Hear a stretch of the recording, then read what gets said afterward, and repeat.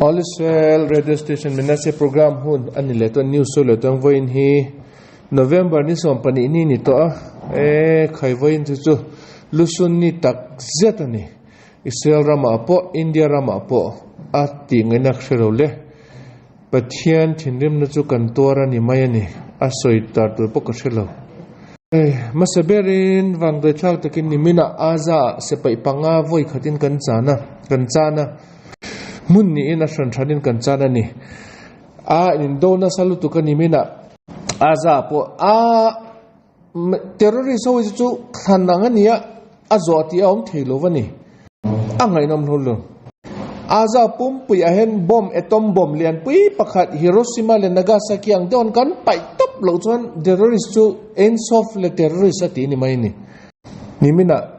wangdoi thlak takin sepai panga kan chana hemite zinga chon kan unaw te pakhat po telani chu karon soinga mun thana Major Itamar Levin Friedman Hashem yakum damo amai kum som thum palian ni ama hi miluim duty ti eila ta tangin chu RPG nan fuwa achinga lani timayang chuan mun danga Fear Brigade anti te battalion commando ho anma ni operation ti nain enge tuna pola chiang lova engtin ngen thi bom an ron lang an ron vom lut nge silai an kap nge eng ti wangen thi chon la chiang lowan la soi lova ma se Hamas terrorist ho we ek ho ner anin dona mi pali foi khatin an kap luma anna ni tak so hetian mi heten naw pang ho kan ketian kan chan leta anwa yin staff sergeant vekan ni to promotion lo muzo vek to chu amasaber chu staff sergeant or cuts antia kumsom ni ania ama he male adumim atangina nia apani na po staff sergeant Nave Yair Asulin anti kumsom ni pakhat ama hi Karmit anti khotangina nia apathum na chu staff sergeant Ofir Eliyahu anti kumsomli kumsomni ama po kholon anti khotangina nia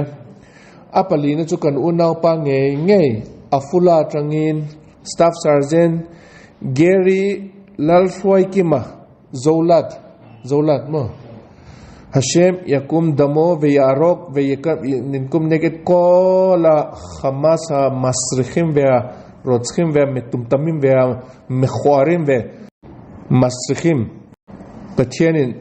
phuba lange ro se ama thatte zongzo chu pathian anthisen chu gaza hen tui lonin lon ti ro se an misolo Hamas chu ka thinrim lu tu kani ama he kan unaw pa hi tlangwal kumsomni pakhatania afula tangnia Mizoram kholai rama tangya mai aizol mi me kolosi an ulu achung ko te kolosi patrain non kalani anti kumngen non khenka kumsangi paru kuma khan anchung ko in salraman non thenga ama he naw pangalani chumo naw panglutu kumli kumnga vel chaw alania chon aron israelrama aron lekha te non jira thade win chon kumsom paret sompokotlin khan sepaya luta ni compulsory khan sepai pot thade win englova battalion commando te battalion luta tuna chon martyr ati so ani tak to ni aramatan anunain aramatan chol up apet arama avengani hetiang tuka sang mi thina chitin hemiza thi omani ma se aramatan ami puite ta tura anun ne pechok te jo pathian min bo po sang beran ni to ni engpunita se atuna kan chan ho zong chu anwayen pathian tharau notify se abula chetona chol turin pathian lo la lut nge to ro se amak chu thil pakhat thil mak lutuk pakhat karon soinga tuna kan unaw pa kan chan chu amhing chu Gary ani tiro thani ma khan Manipur te po sepai pakhat kan unaw te bok ama po kan chana ama po aming Gary ani sepai pani che tun hian musulman te khutin anthi to kan unaw te benim na sita an pani nin an magje chu an ming po Gary ania an pani nin an sepai te battalion point anga Fear battalion nge an nia hemizat Israel hen battalion hi ashan thani som thum vel omani hemizing aja an ma ni pani an kan unaw te pani an ming po in Angeri ve an battalion point anga chu an magzok chu an thi ni point ang che tarik som pakhata kan unapa manipura pa chu thani ma khan september tarik som pakhata boralania tunakan unaw mizo pa chu tarik som pakhat november thani inkar an ma sa tarik chu ni som pakhat che che ani le ta ni enge om je khathi thiam te lon ming poi mi za thi kan nga na juda te ming he mi za thi om na ya hian an pani ni nan ming inang ve ve kan hetin kan chan le ni tarik poi nanga tun apo apum chu en deu som pakhat che en lo om che mai ni dar som pakhat ni som pakhat che ni an thi ni che ni tu na an aron lang che mai ni kan ni soi lai takin som pakhat chu geri manipur ta tur pakhat chu geri mizoram ta tur ni adar pa som pakhat che ani tu na hian amak lu tu engen tir ka shelo pathian thu a hen kabala hello she thuk de ula cho she thina anga a ko mu tu tum cho amani yang ma se pathian thu ka chak lo wa chu wang chon he tiang hi he mi chen chu kala shelo ne mak chu makani he aharani engponi cha je pathianin achum ko te po Jayon na milusun te jinga an mani po lo thamon to ro se pathen lo thamon to ro se chon anran mi te musulman te ho zong cha that chi mit fek sela an thi sen chu tui lo la vui lo tur phum lo turin pathen an mani taksa zong pa sat sem vek ro se ka thinarim lu tukani he tinga kan ral mi te an chelo ai chu engma apoina omlo a tha po tha zo kan chan chu karon so yang bible apo hian kan bible chena apo hian zol nei te lekha bu apo pathian nge poin aral mi ama thu thung ama thu pek do te chu an chi a lo na sa ni Ezebel le apasal lal aha po kha pathian nang ma ni hin ka thu pek in zui lo na sa in do na sa lu tu ken chom chon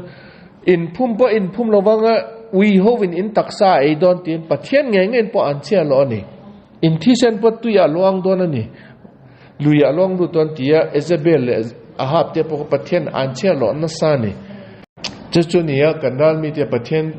fa te do te chu e an che lo chu e wa apoina om lo ni tak soi meng chu wang chon kanal mi te ten kan una te min that jeng te hi pathianin an thi san na choi phuba la nge voi som sari in let voi le alet som sari in phuba la nge ro se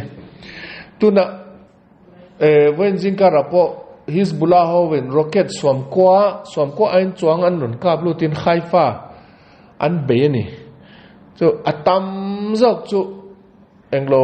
ke mani kipat barzel na kap veka ma se athrem te ron tla te khan tam lu tukani chu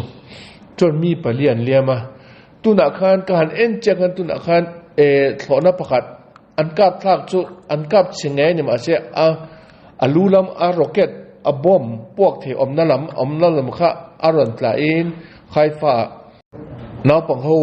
kindergarten ma on at bul chen atlanti atla pok an tia mian liam lo ti chu an la soi lo tun a hian nimin kha amak chu en teu kanu bible kanu rakhela rachel kan ti khamo kan pu jakopin adu ber anu puite jinga amangai be kha athi ni ani azkarani chon rabi pakhada se kan nur rachel azkarani se pa hemizar kan chana kan nur rachel cho atrap na sati afate ta tu na trap te jeremiah injek ang che kan lamentation injek ang che kan soyani anani takin chon englowani hamas le hizbullah hitun ahian anhunan zo don to ti an shayani Trump office aron thut tana trangin an mani chu engma atran pui tu tur am to don lo tian theni tun sung jong kha Joe Biden a government an tran pui na sa timayang direct in an tran pui lo indirect in an tran pui mj Israel se pai te kha kan khuthi nungla ma tron angin ani se pai kan se pai te ka he ti lo tur he in ti lo tur he in ti chon he kan sanction don he ti kan ti don ti kha warning khamin peranga American government and chuwang chuan kan sepai te po an du takan an che tur ang takin an che thelo wani kha kan Hezbollah ho le Hamas ho no man ti ni tuna government thara luton Donald Trump government lon chon jang he tianga Israel sepai te warning kha am to don lo wani Donald Trump zo chen Israel ten enga tinga tun thanga in la zo lo zo ta chu enga tinga in la zo lo in ral in those rate of Hamas so นี่ขตาจ่อฟัดไม่ตัวล้อมสัตว์เสมวักไม่รู้ที่สวยซาเนี่ยช่วงจวนโดนัลด์ทรัมป์รันหลุดไงจนอันมานี่ฮิสบุลาเล่ขมาเชื่อจู่อาโจอังนันนี่ตัวนี่ช่วงจวนมานี่เห็นตัวไหนเห็น last cinemaอาโจอันนั้นตัวละ in fighting อัตรูเบรังเห็นตัวไหนอันโดนตีนี่ cinema จงเห็นอัตซินมาโจตอนเจ้าเห็นมิสวาลเห็น last fighting scene ที่เขาเอามานี่ที่เราคัดอย่างกันตัวไหนเห็นขมาสฮิสบุลานั่นติดตัวนี่อันโจตัวนั้นที่อันมานี่อันท่ามตัวนั้นโอที่อันนี่เชฟกันนี่โดนัลด์ทรัมป์นั่นจริงไงจนเจ้าอิสราเอลนั่นมานี่อันไทยโบเฟกไม่ที่เขาอันเชื่อตัวนี่จู่ว่าจนตัวไหนเห็นตีเชียดที่ท่าที่จินฮะตีช้ามันตัวมันนี่ว่าสักข้อไม่นี่ไม่น่ะเสไปเขากาซาอินโดเทปเอเฮลเฮเจนเสไปปาลีไว้ขัดนั้นจนมานี่ปนทิ้งริมตักกันนี่มาจนซิวิเลียนเราก็เชื่อเราเฮเจนมินโตเตจวนน่าเฮเจนกับต๊อบตกตัวที่นั่นชอนลูตินเขาปุยซึ่งอันจงชอบแต่มุสลิมมิสวาลเขาเมลเชเขาวันถัดเนี่ยครอบไม่นี่ไม่น่ะสมงาเลยที่ไว้ขัดนั้นถัดนี่จนเอ็นเดอันคอมนะอันมานี่church ที่มายังมอสก์อันที่เขาบุลาเห็นสิไลเรดี้สันมันตัวตั้มลุตุกันมุชวคันนี้จุขมาสเตนเนนโลดานี่มอสก์บุลาคันทรันอันไลนั้นนุนกาปะจุอิสราเอลมินุนกาบจนมอสก์อันกับขดวนอันกับเช่นจนเขาเวลปุ่มไปในเอ็นโดมีอินคอมนับวันจ่าโลมอสแต่ปนกับใช่ไหมตีขันสวยเสียแล้วตัวขันมอสบุลาจังอันกับปะเนี่ยเซลเตจนอินดูนัทนุนกับเรามาพวกกตุนจวนกันโลเวกันฟิล์มกูโดดนโลอินอมนานะจุกันกับตอนนั้นติดตัวบิลดิ้งพอยน์นี่มันอาการกับเชฟเฟกันนี่ฮันตีจวนตุนเห็นอันนี้ดันจวนสมงาเวลจวนทัดนี่อารมณ์โอเมจวนเอ็นทีโอทินริมทักเจจวนนี่ตีนเอ็นโคเวลเห็นอันเชื่อโลไม่เทียนเนี่ยนี่ตีนเห็นกาซามีโฮเลอินตุริโคเวลจังอินจันปุยมอัตตำจอกจุมุสลิมานโฮรามันเนี่ยนี่มาเสตาตาหินี่ตีนเห็นจะสริจเรียที่อันนั้นรู้ตันนี่ขัดเวกินจู่กาซามีปุยโฮทรัมเอามาเตี้ยแค่อามาแค่อามาเจจู่กาซาเห็นทรัมมันอมเตี้ยโคเวลปุ่มปุ่นอันมิเดลหมดเลยโคเวลปุ่มปุ่นจนอินตุริตาตาอิสราเอล government อันทนดูจกนิโลเวนโคเวลเทนนลูที่จะเรียที่นี่ที่นี่อินตุรันลูตัวนี้อาซาเห็นจู่กันจะไปหนจู่อันอัตลางปุ่นอันเจกอันเอ็นเจล่านี่มีนักขันตาประคัดข้าเองเอาอมเจ้าข้าอันริงเล็กตัวนั้นตาประคันเราเช็คอินอันเราดิ้งอินอันเราเช็คกันอัดซุงอาคันอินตุเตอันด่าอันนั้นตัวรังเดียวกันบ็อกซ์เลียนปุ้ยชุงอาคันสิไลมูตั้มแล้วตัวกันเราออกมาAK-47มูข้าใครเชื่อเราจัดข้าอันเราด่าลูตันนี่จู่รำปอนตรังอินอินเปตูเตจวนให้ตีเห็นเทอริสวันตรันปุยนัสเจเจจู่อินตัวนี้ที่อันสวยนั่นจริงอาคารให้ตียงจู่สิไลมูตั้มแล้วตัวอันนนทนาจู่นี่ไม่นักกันจะไปหนนั้นมุชอกันนี่ใครว่ากัดที่นั่นริมกาซาตัวเงี้ยริลทรัมโฮสิไลมูจู่เปโรตุรินอันก้าขันไฟนอร์ลุตบโรบายฟอร์สัน80โรเฮติอันคอเวลปุ่มปุ่นตัวเรอาซาเฮียนมีปุ่ยเทียนอันเท้าเทียนนัสลุตุกโตอจูบักะตัวนั้นจนอินตัวพอยตั้มลุตุกะกงชิระอันไปฮีใครแอฟริการัมปักขัดซาตัวนั้นไปโชคตัวนั้นตีอันบ่อยปุ่ยไปตลอดชุมง่ายเจเทียนชุมง่ายตัวนั้นไปตับไม่ตัวนี้เรดิสาอิทธิแต่ใครเตียนไว้ขัดให้เตียนอันข้าไว้ขัดอันเสียบางจนไปเซลไม่ตีไงน้อมรู้วันนี้จู่ๆคอนเวเลนอันละมุดให้เลยว่าอันตรามันเตียนจนตาขนมตีรุขันนี้ไม่น่าอันเจ็กค่ะสิไลมูตั้มเดี๋ยวอารมณ์มันนี่จู่สิไลมูจู่80ตัวนี่จู่นี่ไม่นี่น้าปังหัวริลทรัมหัวจู่ตัวเงี้ยกูสเปหัวนั้นไฟ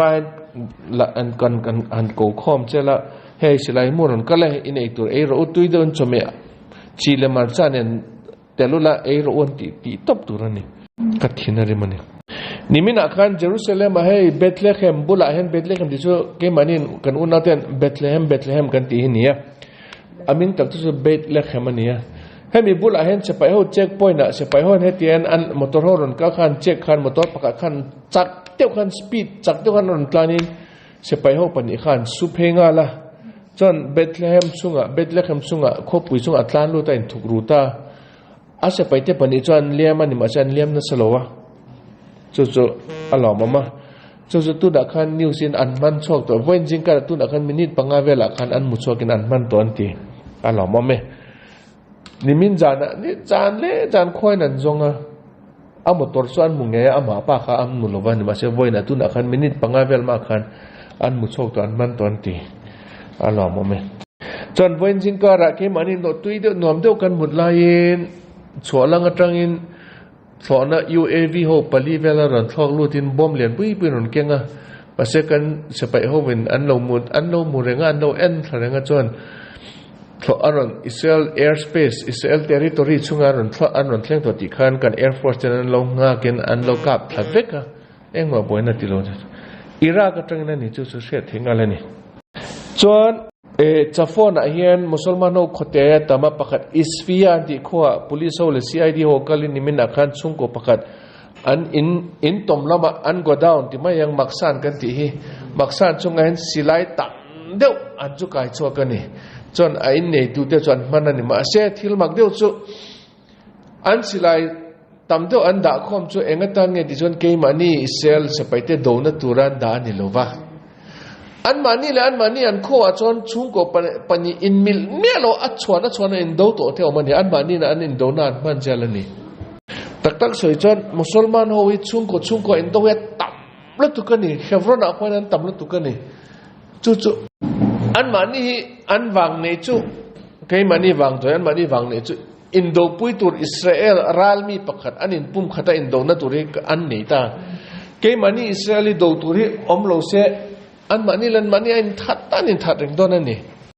chu chon an mani musulman hoi mo in tha lo thi sen so lo chon an cho ei bo tui lo wan an ek kwan ek thilo kan ti an veng an voi khat voi ni tal in tha na in swal na an tel lo chon mi pa pon an ngai lo mi thi sen an so lo chon mi pa pon an ngai lo wan en ma chu bang chon Israel fate do tur an ne chu bang chon an in pum khat thei sham ani Israel ten in Indona lo chon an mani lan mani do zela ni mak lo tu kani chu ni musulman ti chu Bible soi kha pere adam ti kha lostam ti chu miso tong ti soi tu nge lostam amara Torah se pere adam ti kha soi mai ni lo wajiak mai ni lo wani atak takani at hoi sen ne mishing mela omchum musulman ho ni ti chu adik lo tu kani chuan alo mome Israel rama kohot te zinga mishinga number 1 ni mai theya ma hi minister ania amin chu Ofir Kasif ania Zudami ma se ama political party te chu musulman te nia balad anti tenge musulman te party minister ania ma chu Zudami mana khan ke mani parliament na thu soina turhunan pe ahuna chon eng ting ron soita kan se pai ho athi ho hi enga tinge in lusun an mani tol thatani tol thachu lusun tur ani lo ti in amai na ron soita ngala mi chung ko te an fa te se pai thi aramata to anun na pe chok te ho jong pan oma an mani jinga chon in fa te ho hi mi swala ni tol thatani hete hel lusun tur an ama po zudani si hei chu khowela ko hot te jinga chon number 1 ani yang Rang ni tia in po mai ko hozo kani ajuda po ni sen ma se juda a Israel ram do tura he ten trang na sa yang po ni ta se ama hi government in suspend an tia tharuk sung parliament a Knesset ron kal thilo turin an suspend ani atlem lu tu ka suspension chu toilet tu ke ni se kum som sari aka suspend don ani aron amu muin amaya chila cha khum tur anvel tu tien dan pokala order pokala pedon nia khoya pokashelo hemi pai so kamu nge chon ka vel nge chu khoya po mui po ka vel nge chu amel po chea chome bel among dum ti failo ang ani mel po hi ka thina rimani chon alom ama good news pakhat ka soyang kan finance minister Bezalel Smotrich pa deu pa hian nimina defense ministry te afona defense ministry te an mani office afona in sepaite ka training pattern to ro West Bank anti Yehuda ve Shomron zongjong hi kumthara 2025 wa hian avain kem ani Israel government nuaya om turin englokan ti to don anti annexation chu engeke ni tongkhan Israel administration nuaya kan lalu to don ani anti top ani chu ni chon he kirat arba bula musulmano he tian khan anga khatho zongjong ke mani nuaya om vek turan ni to ni Ofra tete Beit El te musulmano omna zongjong Jenin tite Dir al Balak tite Tulkarem tite Mong Lian tite hong zongjong hi anvayin ke manin kan la vek to na ke mani Israel ram pumpun kan da to na ni British ho in West Bank an lo tiaman la ya Jordan ho omna kha West Bank an tia an thin kha tun ahian ani to don lowa Yehuda ve Shomron ani don ani chu both side to roti in defense minister te kha asoya defense minister te nen kan enge tu so tia adikalom nimin piapo kan prime minister pa bibi na soi to alom Donald Trump office allowed chut nge huna ke manin Israel pum pui hi musulman te omna zongjong poi ke mani ram chung administration Israel government noya administration noya kan da to don ati khai se lo mai mi lo in both side lo ati alom om lo tu kan good news ani cho tiang bok chon good news pakhat chu ko soi nga kan se pai ho win Gaza hian khovel ne na shet turin an soi lo wa ma se aru kin ti mai aru ti tak ban ni thel ma se mi ne na soi lovin Gaza hian Gaza lai taka hian lian pui ram lian pui se pai ho win an control turi tu na hian an siam ta ni chu zon soi da chan man la ya gus katif a om na vel pe kha ni anti chu se pai ho kem lian pui an siam dona eng tik la ya po se pai ho om to turin tu na hen an bot se an ngona a thalu tu kan mo zau de lian de lam kha tu na hen tu na an siam fek to anti chu eng tik la ya po kan se pai ho om to don ni Gaza po hen an no me Donald Trump lo tlin chu pathian mal som na lian pui ani ke mani ta turin tak ka soi mayang John international news NTO Donald Trump intun ahen kumthar 2025 ahen January ni rukni ahen ama hi englovani donas president ani na ceremony kasam kan tia swearing in ceremony tia englowan ti dona chuma chuntun ahen a cabinet a minister to report portfolio hi tun ahen mi hi asem tranta ni chuma ama cabinet ahen juda ho tam lutuk dona ni minister atha dona ni chu cabinet aport englo mai juda minister mai ni lovin a portfolio poimo teu sang teu ho kha pe dona ni chu pakhat nen apani na in Florida atangin anmani representative Marco Rubio Senator Marco Rubio anti itun ahen secretary of state in atlang dona ni secretary of state ti chu engam je ti chon foreign minister ti ang dewani anmani han foreign minister anti lo America and secretary of state anti ama hi a power alian lu tukani foreign affairs zongjong ama foreign an boina zong ama khutam vekania hemi paron thlen chu kalom lu tukani achan chu Marco Rubio anti tlangwal amel pot sha minister ne pa dewania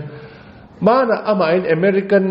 parliament antinga soita Israel ramin soihuna hian tuna West Bank inti hi soito su West Bank ani lo Yehuda ve Shomron ani anmani ramane anmani area anmani anmingan phodana soiturani engatinge lama West Bank inti West Bank ti chu British ho an online British ho in an thlen Israel raman thena Jordan ho sepai hon an lo thut phana jongjong chu West Bank anti mai lo engatinge tun thang kan lamang adiglo an aram ne te soidana soiturani Yehuda ve Shomron Judah and Samaria ti turani ti in ama in congress a au fokani mi kha hawane chu tinga pa chu tinga min tran puite nia ma he amai tuna secretary of state aron omdana foreign ministry ani dona ni foreign minister ne nimina interview na asoya Hamas le Hezbollah so arang thebera thaibu top mai turani aron ti tadai mai cho hell an mani ta tu chen cho bei sei tu rom fak lo ne ma tang tuna Joe Biden secretary of state Blinken anti zudami ania tang kai na mi lo vani achan ka soyang juda hoen thil pakat sa poin Jewish guilt anti pakat oma guilt ti cho enge matspun chu ka shelo ajuda ni na englo zakpui ti mayang enge omzia juda ho juda ho hi mo tuna position sang de wa in da chon ama hian ke ma hi Israel ka tranpui tur kan ni lo Israel tranpui la mi ho in jen tel ho vin ama po juda ni wangin anam te tranpui lo mangai na bi ka lom tien min soi sia lang ti lo wang khan tranpui lo wen ado tu ang hen an om top mai ni aza apui ti mai englo han soita na example la soita na holocaust khan German sapai ho Nazi ho khan juda ho enkol turin juda mi bok an mangani hemi juda mi ho an mango Gestapo ho an mango juda enkol turan mani inspector angan man ho chu a German sapai ho an swal big engia chan nakina if imite ni wangin thadeu ni enkol lotia ap an pute German sapai ho nan mani an hau thuran lawang khan an mani khan annabi kin an koloni chu juda te englowania juda te anni na zak pui ti mai tur nge min nakina ka juda ni wangen ka juda chan pui ho at akhung ai bik ti min soi sel lo na tan tin juda ho in zak na pakhati an ne ya chu wang chon tuna Secretary of State American Joe Biden Secretary of State Anthony Blinken anti pai juda mi ania ke mani ri min soi sel ke mani min hawa a Hamas o Hezbollah ho engma soi po atum lo wani ke mani zo ki zaidam takin tiro zaidam takin dopui ro zaidam takin tiro tien min soi rangani in soi kan thu soi in oi lo chuan kan boycott don che America train silai te kan supply to don ti kan min warning rangani chu tu na ajuda ni na kha azak puya na ke ma ajuda kan i wangin Israel ramatran pui tien min social ti kha law wangane tu na Secretary of State on tlu tur hi Marco Rubio hi juda ni lova ima se pathian kulmut mi ania Christian kulmut juda te ring takania chon ama hian juda te tranpui na sadon ni ama chon azak don lowani acha juda mi ni lowani chon mi point juda nong po juda ni wang ni mi te tranpui ti kha an soi the don lowani mo chu thatna ni alom me alom lu tukan ni chon ale lama ka lom je chu ICC International Criminal Court te Antroy tu Palian Berpa Chief Justice Alian Berpa Karim Khana football ang may alu at salcho kay football lui deu ang may to niya ama hi tu na hen achunga ro real na inquiry om to na achan chu ama hi apawar hi alian du tuka ama officer na to ko me chho kha du in khelna na lo ni kha tu na an mani me chho khan tu na an ron soi chok ta ni chu wang chon Supreme Court Magistrate Alian Berpa chung atun an royal don ama court ama Supreme Court aman thune na te in ama chung an royal don ni tra anna berani chu keima rama keima lal ni na kan lal ni na kan mi te kan hoya omten keima chung royal tu ti cha na ni mo na lo mo me chu lom ama chet swali aron langdon che khan amain ka chet swali min a boy puilo na turin tin Israel roi tu te kha an vai man vekturani ti khan lo soi tanga la ama eng lo kha ale khup na tur khan mo aziap na tur khan tu na chon pathia ni ne izia the chi ni lo ka fa te nang in hetien nang ma swal eng lo na turin iti chu atrang kai don lo ti tu na chon me che ho chon hoi sen de win non soi chok ta a boy tho to ni alom mo me chon NTO ni mina North Korea te Russia rama sepai Russian chapai tranpui tura kalte kha avoi khatna turin Ukraine te na nin do tak ka om jam lo North Korean sepai ho chung han tak so an soya an tlan che tup mai an lao na to an trap po lo ma ek che te po la no man ti achan chu an ram chunga North Korea hian vai khat ma po am penatan ti thang North Korea tang chok lo win no ma ral tak ki vai khat ma po an la mu ngai lo wani an ram chunga chon Kim Jong Un no hu ha kan chak ber kan lian ber kan travel ti na chon ral tak hi vai khat ma po an la mu lo wani an tor lo wani an voi khatan kal tak khai an lo ngai to dan lo an lo rin dan lo ni lo kho mai aziam lo kho mai ti Ukraine sa pai hovin an mu pon mu lova drone in hetian an non be tak cho khai kanu kapa kapu kapi ti mai ante an tlan che tup mai na san tlan chon tlan che na tur in thugru na tur om lo achan cho drone hian video camera nen bom เก่งเวกินฟอกันเนี่ยต่ำเดียวกันเ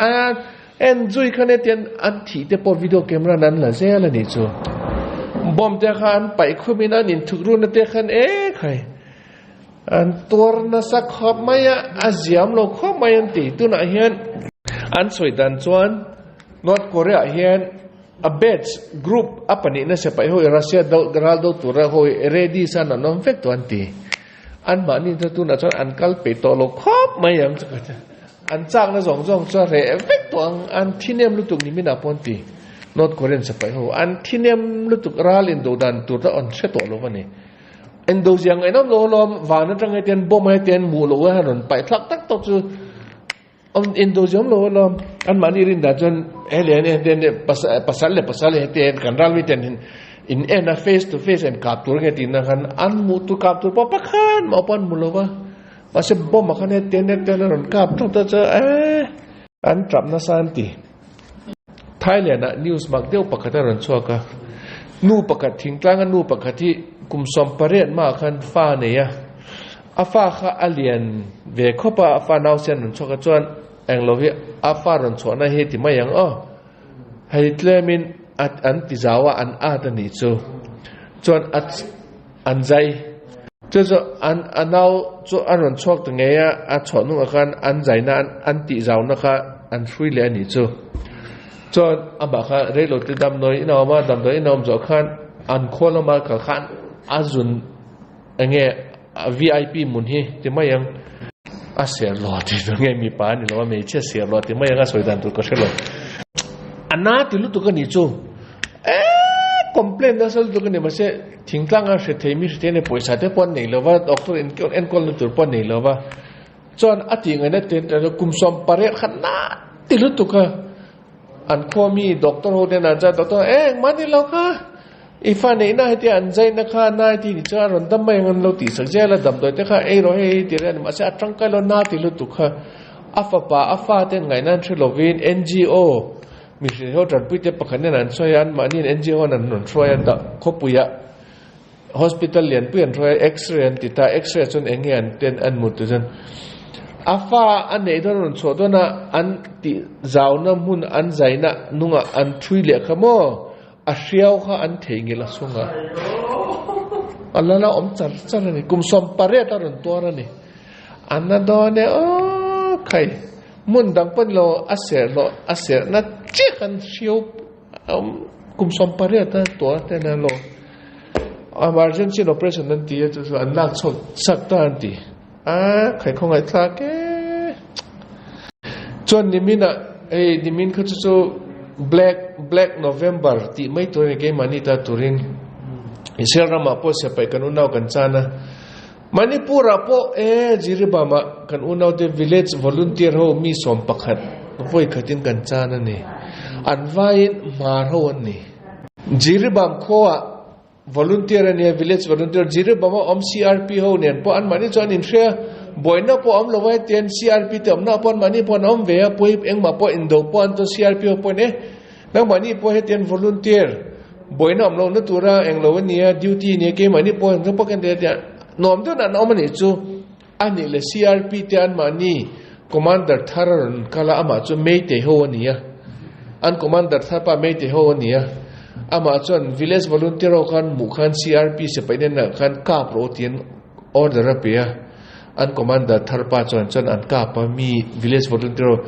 engma thole khatin an kap to pan hungla matang an ka pa chu indok pan lo tol thata ni ma an ti chiang lu tukani sa powin cold blooded murder antia inveng man lawan ma ni an kap lu top mi som pakhat a poi kho mai thalai ho mi som pakhat kan unaw tem har te nia tuna hian Manipura pollution na lian pui kantora Israel ram pollution na lian pui kantor ni khatin November ni som pakhat ni chu ke mani ta tun Black November ani don ani ang boni ta sa an ni ba ati ngai nom lo chu tu na chon CRP ho nia kap tu te chu ai le kai mani underground on CRP nen in do chom jiam lo wani achan chu CRP ti chu government force ani ti CRP ho in do pui don chon government India government pum pui in do pui ang ni to ani chu chen India government in an thane jong jong an mang don na chu po chu azi om chong lo chu ai chuan kemarin da chuan athazok chu Manipur mi ho hi shem tak tak tum jok tur ni chen chu tuna nimina CRP ho pon enga tingen non kap ti chuan an commander tharpa order ania an commander tharon lu chu me te ho ni am hain order pe top mai ni ka ro ti top mai ni chu chu nia me te ho zo khi an ma ni hi shem han tum hi athazok don ka ring tak CRP ho chunga phuba lak tum chon India government anon in hailu top don na chu chu aboina sa don ani engponi ta si nimina aramatan an aramanun na pecho kho ti mayang nimina ang lo po chu pathianin martaran ni ve Manipur om po chuman chen pathianan tharau chu lo sil fai se abula om turin an mani jong po pathianin an dam lai sol nan ni lon an lo nei ta koin pathianan sol na jong ngai dam sela an mani chu chanvo lian pui haulam haba pathian lo pe nge to ro se chu voina news ni to a soi solam jan pathian min ngai dam se soi phone jan kanuna te nimina kan chan jong che tharau ti faina tu ro voina kan cher jong te hilim te kan cher te charity te kan pe te nu te tong trai na jong che pathian an mani tharau ti faina turin min lo than sak nge ro se chu ba ka kan sa pai te tiang har sat na thi na le boral nan to le to lo na turin pathianin kan din na jong chu min san sak nge ro se chu zo in kan unau te dam lo ho dam doi na am te ho jong pa an ron dam chok nge na turin pathianin kan tong trai na chu min lo san sak nge ro se